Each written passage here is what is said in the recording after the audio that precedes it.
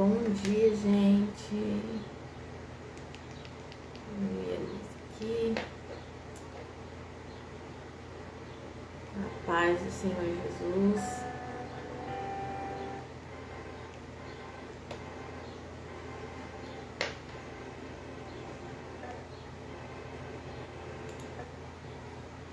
Hoje eu vou ficar sem fundo musical, por conta que deixa eu diminuir aqui. Tá bom, né? Hoje eu vou ficar sem fundo musical, por conta que o notebook aqui tá meio doido, não quer me obedecer. Mas amém, né? Deixa ele pra lá. Vamos focar aqui. Bom dia, Evelyn, Lígia, Edileuza. Eu gosto de ler a Bíblia com fundo porque eu não me distraio. Não sei vocês, se é aquelas que distraem facilmente. Essa sou eu, então o fundo musical me ajuda a concentrar aqui. E hoje não teremos. O notebook tá com parece que a tecla de um número fica digitando toda hora. Não sei, as crianças já devem ter. Tá impossível aqui de fazer qualquer coisa. Mas vamos lá. Já deixa a Bíblia aberta, né? Em Marcos capítulo 6. Hoje é o nosso 6º dia. Dia 6 de janeiro. Hoje é dia 8 de janeiro.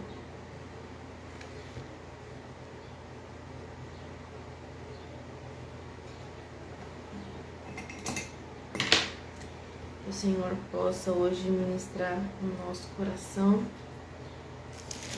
Hoje é um pouquinho longo as histórias, então já vamos começar, tá? Vamos orar pro Senhor, para chamar a presença do Senhor, para pedir direção e revelação da palavra, tá? Pai, em nome de Jesus, queremos aqui, Pai, entregar o nosso dia ao Senhor. Obrigado, Pai, por mais uma semana, por mais um final de semana que passou. Obrigado por todas as coisas, Pai, que o Senhor tem feito, por nos proteger, por nos manter firme, porque se nós estamos aqui 5 horas da manhã, lendo a palavra, buscando de Ti, foi porque o Senhor nos permite fazer isso. Porque se nós temos esse desejo, é porque o Espírito Santo está nos guiando, porque a nossa carne não deseja. Mas o Espírito Santo que está forte em nós, nos permite vir aqui, Pai, compartilhar dessa mesa, desse pão que é a Tua presença. Pai, eu peço que a Tua presença entre nos lares de cada uma aqui. Que os anjos do Senhor estejam ao redor dessa pessoa, Pai, enchendo ela da Tua presença, que o Espírito Santo possa inundar, Pai, a casa onde essa pessoa está, e que nós possamos conseguir nitidamente, Pai, sentir a Tua presença aqui nesse ambiente. Em nome de Jesus, é o que nós mais queremos, Pai. Que o Senhor venha revelar a Tua palavra a nós, que o Senhor venha falar conosco profundamente nessa manhã. Que o Senhor venha abençoar e proteger cada lar, Pai, em nome de Jesus. Amém. Amém. Vamos lá.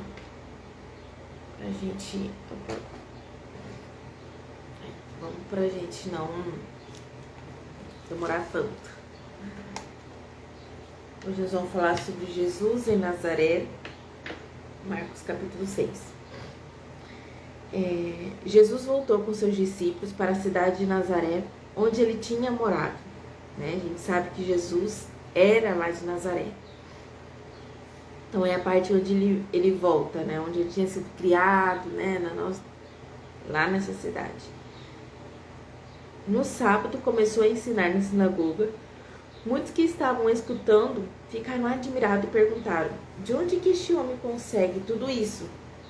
De onde vem a sabedoria dele? Como é que ele faz esses milagres? Por acaso ele não é um carpinteiro, filho de Maria? Não é irmão de Tiago, José, Judas e Simão? E suas irmãs não moram aqui? Todos ficaram desiludidos com ele. Por isso ficaram desiludidos com ele. Mas Jesus disse: um profeta é respeitado em toda parte, menos na sua terra, entre seus parentes e a sua própria casa. Ele não pode fazer milagre em Nazaré, não pode curar doentes, a não ser curar alguns doentes pondo as mãos sobre ele. E ficou admirado com a falta de fé que havia ali. Essa parte eu vou resumir rapidinho. Jesus, quando ele começou o milagre, ele começou na Galileia, né? Deixa eu só recapitular aqui, mas eu acho que foi na Galileia. Jesus começa o seu trabalho na Galileia. Aí vocês viram ali que ele curou muita gente, né? Tirou muitos demônios ali, fez muitos milagres. Aí teve um momento que ele volta lá para Nazaré, que é a cidade de onde ele é. Vamos supor, se eu voltasse para Cuiabá, é a cidade onde eu passei minha infância, e você volta lá para sua cidade onde você passou a maior parte da sua infância. Lá, Jesus, as pessoas não acreditavam que ele era o Messias, as pessoas achavam que era doido. Por quê? Nós não somos reconhecidos nos parentes onde nós vivemos. Tipo, se você era aquela pessoa que você prega o evangelho para seus parentes, para seus irmãos, parece que entra no ouvido e sai por outro. Jesus já tinha falado aqui que um profeta é respeitado em toda parte, menos na sua terra. Por quê? Ele já sabe quem você é. Ele te descredibiliza. É tipo isso, né? Não dá crédito. Então não se preocupe. Se muitas vezes com seus amigos, se muitas vezes em outra cidade, em outra família, você é respeitado, as pessoas, né, dá ouvido que você fala, mas na sua própria família isso não acontece. Com Jesus foi isso. As pessoas ali não daquela cidade onde ele morava falavam: mas Jesus, filho de José, é carpinteiro. E quando descobriram quem era, já não dava crédito. Jesus passou por isso, ele sabe. Ele sabe muitas vezes o que nós passamos, né? Vamos lá, continuando. Jesus ensinava nos povoados que havia perto dali.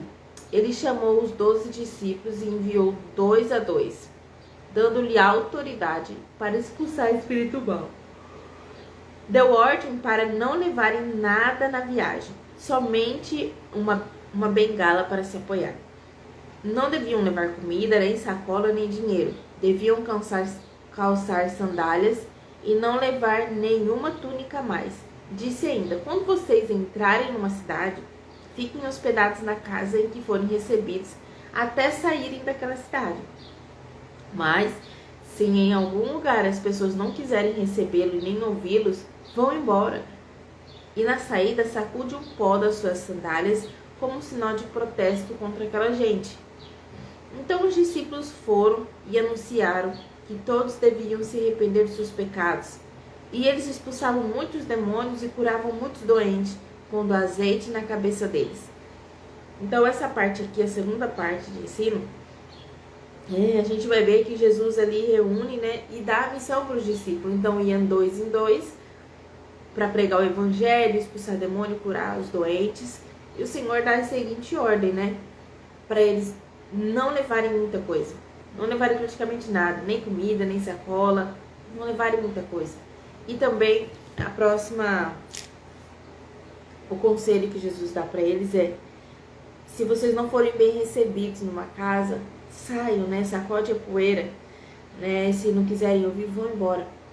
E é o que acontece hoje em dia. Às vezes você quer falar o evangelho para uma pessoa, a pessoa não quer ouvir. Não, parece que você insiste. Não, gente, a comida, o pão é para quem tem fome e sede. Se a pessoa não tem fome e sede de ouvir a palavra do Senhor, não fale.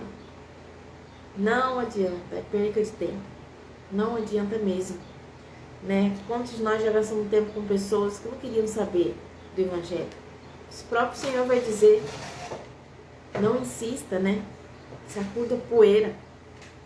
Vai para outros. A gente precisa ir aonde as pessoas estão famintas da presença de Deus. Então não perca tempo com pessoas que não querem saber, entende? E a gente percebe que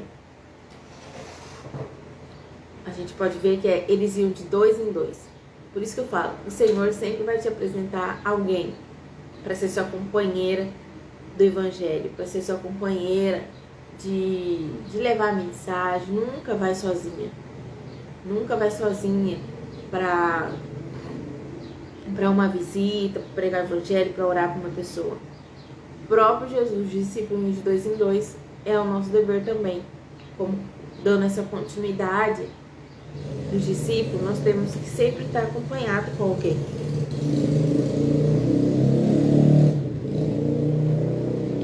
Então aqui começa a missão dos discípulos, né?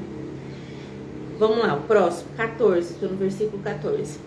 O rei Herodes ouviu falar de tudo isso, e a fama de Jesus se havia se espalhado por toda parte. Alguns diziam: esse homem é João Batista que foi ressuscitado. Por isso esse homem tem poder de fazer milagres. Outros diziam que ele era Elias. Mas alguns afirmavam: ele é profeta, como um daqueles profetas antigos. Quando Herodes ouviu isso, disse: ele é João Batista. Eu mandei cortar a cabeça dele agora, e ele foi ressuscitado. Pois tinha sido Herodes mesmo que havia mandado prender João, amarrar as suas mãos e jogá-lo na cadeia. Ele havia feito isso por causa de Herodias, com quem havia casado, embora ela fosse esposa de seu irmão Felipe. Por isso, João tinha dito muitas vezes a Herodes: pela nossa lei, você é proibido de casar com a esposa do seu irmão. Herodias estava furiosa com João e queria matá-lo, mas não podia, porque Herodes tinha medo dele, pois sabia que ele era um homem bom e dedicado a Deus. Por isso Herodes protegia João. E quando ouviu falar, ficava sem saber o que fazer, mas mesmo assim gostava de escutá-lo. Porém, no dia do aniversário de Herodes, apareceu uma ocasião que Herodias estava esperando. Nesse dia, Herodes deu um banquete para as pessoas importantes do seu governo, altos funcionários, chefes militares e autoridades da Galileia. Durante o banquete, a filha de Herodias entrou no salão e dançou. Herodes e seus convidados gostaram muito da dança. Então o rei disse à moça: peça o que quiser e eu lhe darei. E jurou: prometo que darei o que você pedir, mesmo que seja metade do meu reino. Ela foi perguntar à sua mãe o que deveria pedir. A mãe respondeu: peça a cabeça de João Batista. No mesmo instante, a moça voltou depressa onde estava o rei e pediu: quero a cabeça de João Batista num prato, agora mesmo. Herodes ficou muito triste, mas por causa do juramento que havia feito na frente dos convidados, não pôde deixar de atender o pedido. Mandou imediatamente um soldado da guarda trazer a cabeça de João. O soldado foi à cadeia, cortou a cabeça de João, pôs no prato e deu à moça. E ela entregou a sua mãe. Quando os discípulos de João souberam disso, vieram, levaram o corpo e sepultaram ele. Então aqui nós vamos falar como aconteceu a morte de João Batista. Muito triste, né? O que uma mulher, né, com vingança é capaz de fazer. Herodes gostava muito de João Batista, gostava de ouvir o que o João Batista falava. Mas o que o rancor não traz para uma pessoa? Herodita ficou rancorosa porque João falava para Herodes que não podia casar com ela por serem parentes, né? Então ela ficou com raiva porque ela queria casar com ele. Então ela guardou essa mágoa no coração e na oportunidade certa ela pediu a morte de João Batista. Então vocês podem ver o pecado da raiva traz para o coração de uma pessoa capaz de pedir a morte. A vingança é terrível. Então vocês podem perceber que Herodes não queria a morte, mas por conta do juramento que ele fez no meio de todo mundo de pedir o que quiser que ele daria, ele teve que cumprir. A palavra, antigamente as palavras eram assim, sim ou não. Hoje em dia, mesmo por meio do contrato, as pessoas não cumprem o que dizem, né? Então assim foi a morte de João Batista. Muito triste, né? E vamos no próximo então. Versículo 30. Jesus alimenta uma multidão. Os apóstolos voltaram e contaram a Jesus tudo o que tinha feito e ensinado. Havia ali tanta gente chegando e saindo que Jesus e os apóstolos não tinham tempo nem para comer. Então ele lhe disse: venham, vamos sozinhos para um lugar deserto, a fim de descansarmos um pouco. Então foram sozinhos de barco para um lugar deserto. Porém, muitas pessoas os viram sair e os reconheceram de todos os povoados. Muitos correram pela margem e chegaram até eles. Quando Jesus desceu do barco, viu a multidão e teve pena daquela gente, porque pareciam ovelhas sem pastor, e começou a ensinar muitas coisas. De tardezinha, os discípulos chegaram perto de Jesus e disseram: já é tarde e este lugar é deserto. Mande essa gente embora, a fim de que vão aos sítios e povoados perto daqui e comprem alguma coisa para comer. Mas Jesus respondeu: deem vocês mesmos comida a eles. Os discípulos disseram: para comprarmos pão para toda essa gente, nós precisamos de 200 moedas de prata. E Jesus perguntou: quantos pães você tem?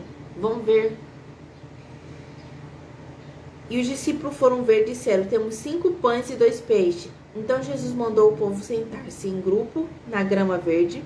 Todos se sentaram em grupos de 150. E Jesus pegou os 5 pães e os 2 peixes, olhou para o céu, deu graças a Deus. Depois partiu os pães e entregou aos discípulos para que distribuíssem ao povo. E também dividiu 2 peixes com todos. Todos comeram e ficaram satisfeitos.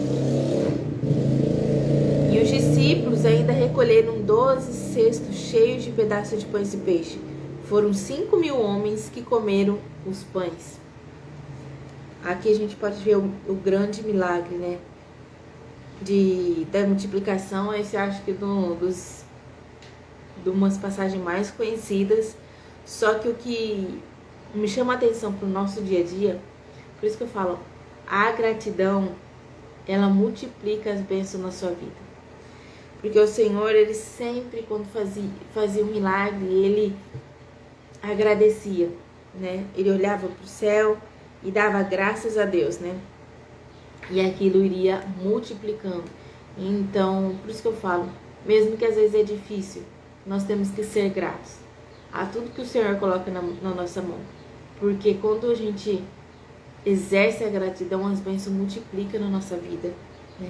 Mas falando sobre o texto aqui mesmo, vocês podem perceber o tanto... Gente, eu fico abismada do tanto de gente que acompanhava Jesus. A multidão era multidão. 5.000 homens comeram os pães.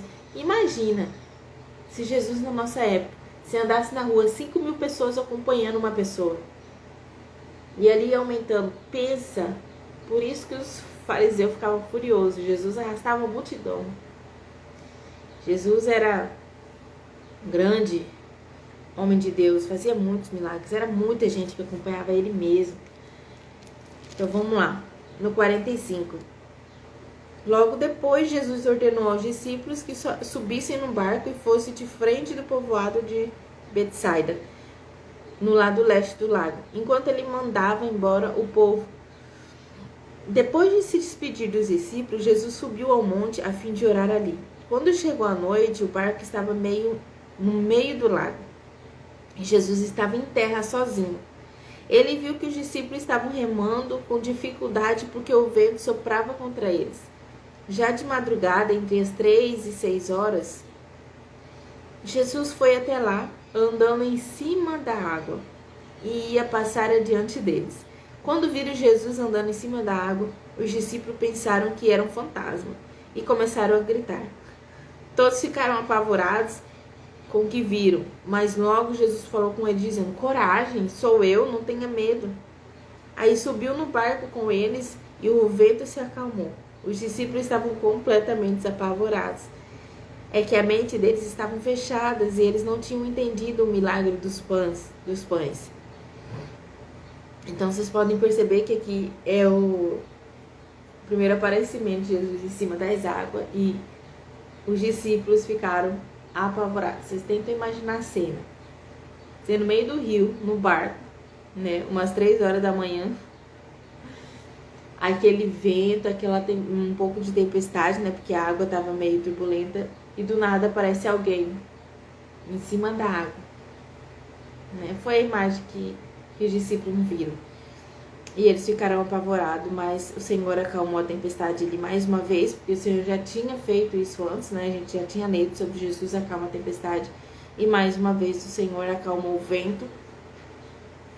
E os discípulos podem ver mais uma das maravilhas de Deus, né? O Senhor, eu fico imaginando que Jesus, por isso que fala, Deus sabe todas as coisas.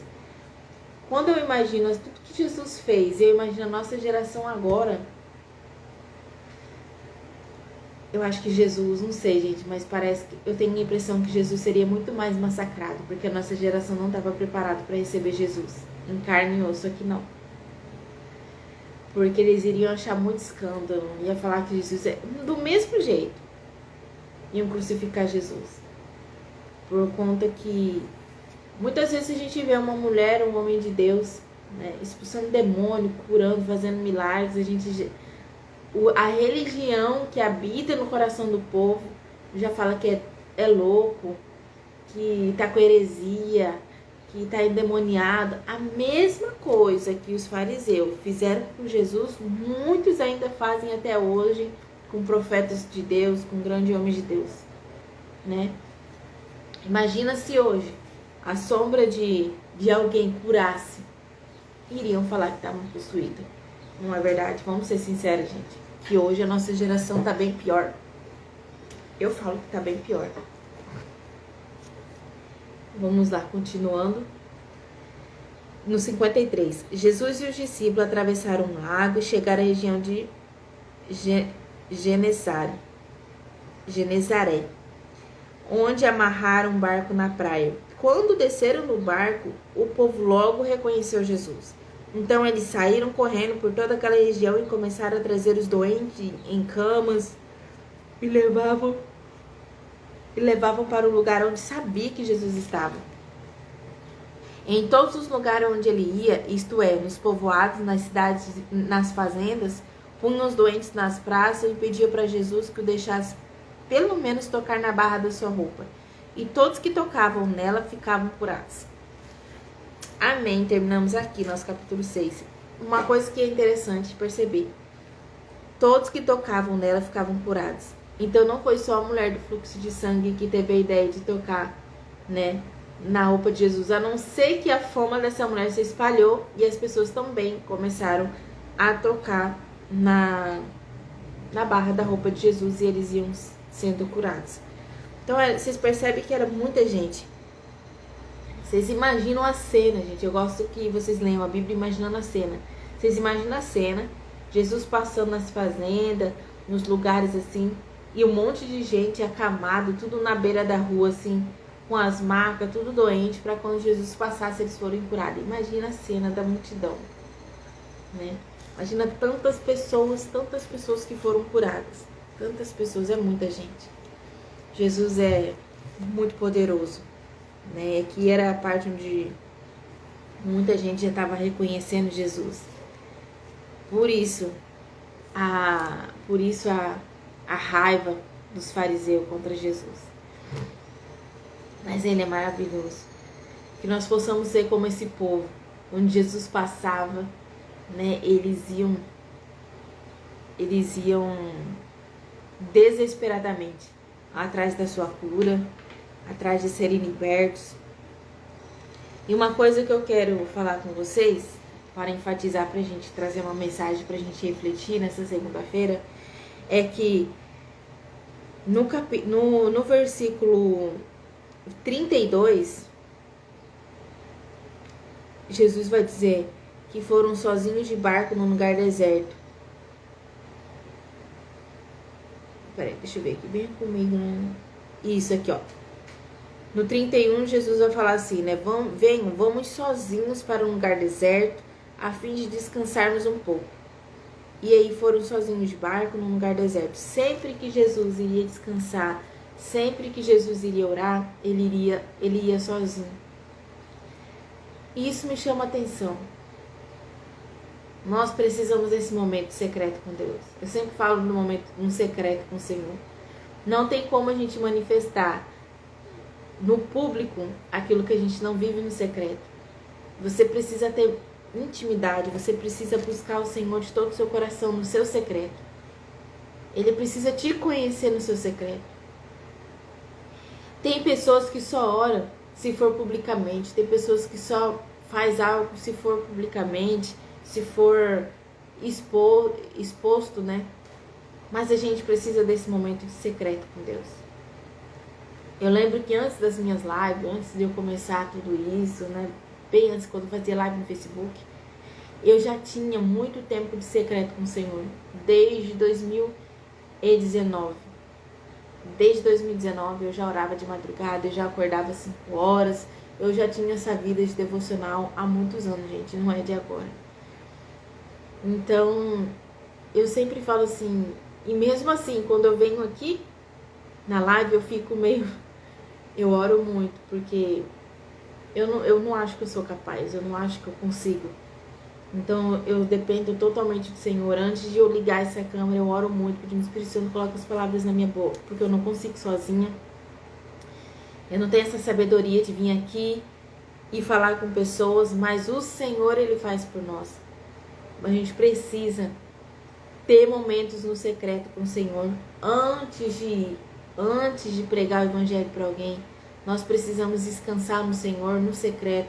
Nós precisamos nos alimentar no secreto para poder dar o alimento, né, para a multidão, para poder contar as coisas que o Senhor faz. Então não negocia o seu secreto com o Senhor.